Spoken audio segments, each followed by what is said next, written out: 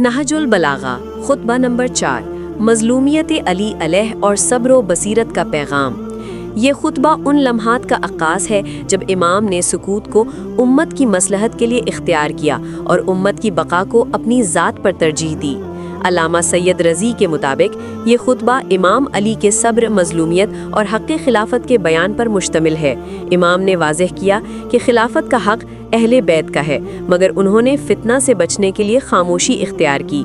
इमाम अली अलैह ने फरमाया कि फ़साद से किनारा कश रहो, क्योंकि फितने में वही निजात पाता है जो ख़ुद को अलग रखे।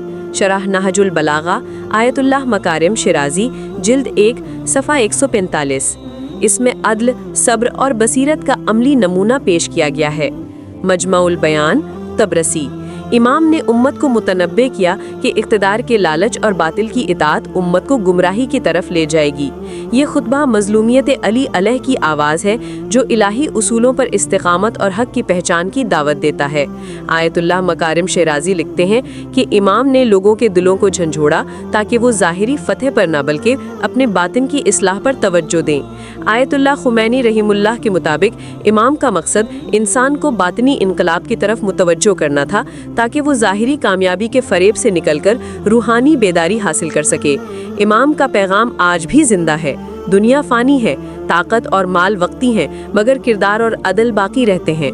अल्लामा मजलिसी लिखते हैं कि इमाम ने उम्मत मुस्लिमा को मुतनब्बे किया कि अगर तुम अदल छोड़ दोगे तो वही फितना दोबारा लौटेगा जो गुज़िश्ता अपाम पर आया।